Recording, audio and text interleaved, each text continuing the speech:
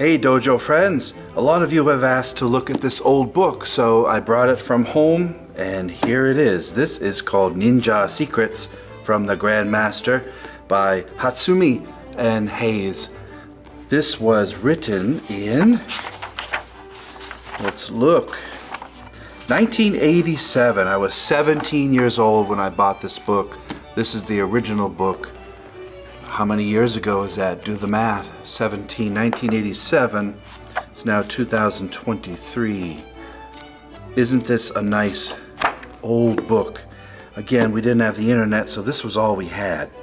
I had several books before this, but this was kind of during one of the peak times of the so-called ninja boom.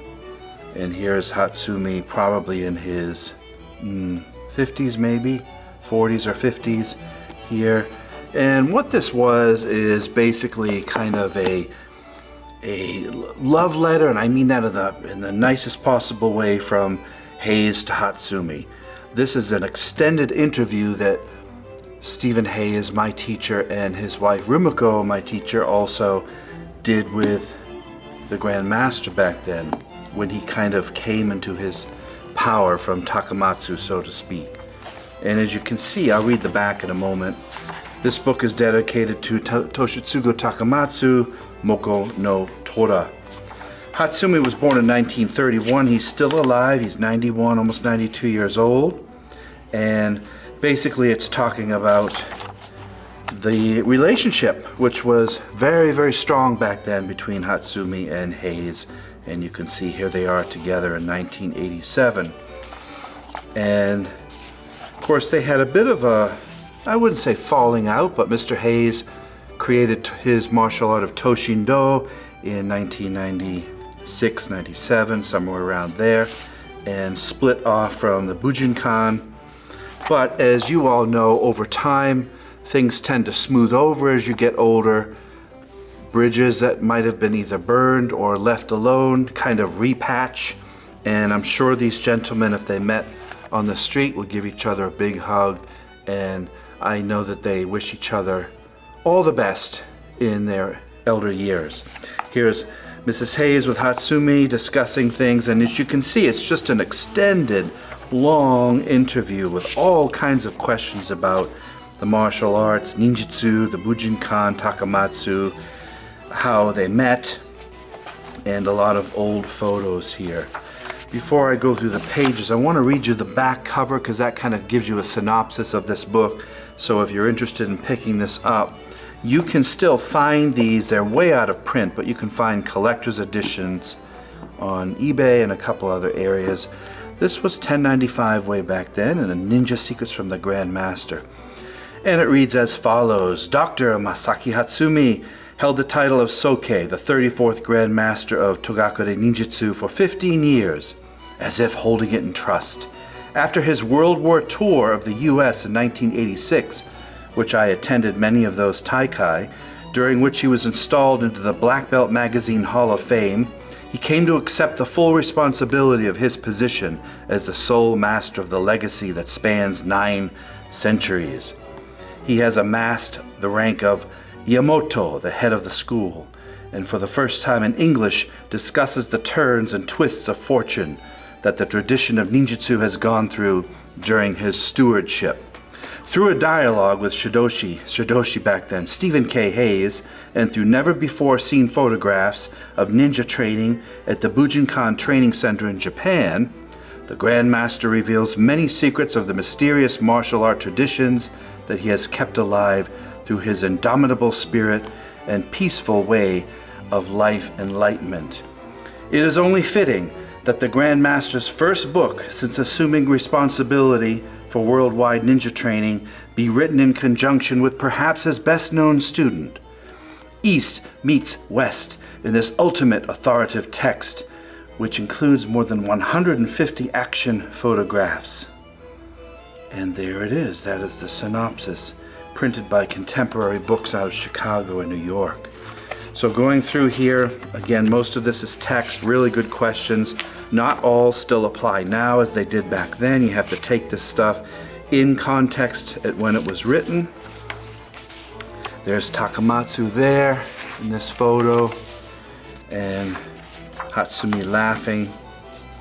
All kinds of questions. Here's some old pictures from way back when in the probably 70s and maybe even early 80s.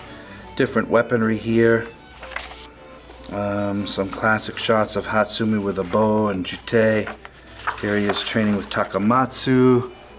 And some principles of Bojutsu and how the bow might have been used. Tate no kamae, mumio no kamae, some unusual kamae here that we don't rarely do here at the dojo. And some artistic photographs. Here he is with some muto dori, catching swords here. And a nice jumonji where he's all polished up. Mr. Hayes talking about going to Japan and meeting Hatsumi. And here they are going over, looks like a question. Nice times back then. When I went to seminars with these two, they got along very, very well. They still would. And they really, Mr. Hayes really put Hatsumi on the map. He did most of the work to bring Hatsumi to the U.S. Not all, of course, but in the Ohio area where I live, he certainly did. And up in New England where I was born and raised, Mr. Hayes would go and train with Hatsumi in Japan and come back and teach us, his first generation of students. And a couple of us stuck around. Here they are doing some taijutsu, martial arts there, and Hatsumi beating up Mr. Hayes at a much younger age. Hatsumi was much more brutal back then. Don't judge Hatsumi with what you see nowadays when he was in his 80s. His martial arts was in perfection then, but at this point, Hatsumi was much more brutal, much more rough with us. We would go home every night with bruises and broken bones and things, and he would beat the hell out of Mr. Hayes as well as his other instructors. You have to remember that when you train and you're young and you're in your teens and 20s and 30s and maybe even 40s, you train roughly. You train to the core. And then as you get older, your training refines itself. You no longer need strength or speed, which naturally go away with time. And your timing, your distancing, your technique takes over the power of those lower bodily functions of strength and speed.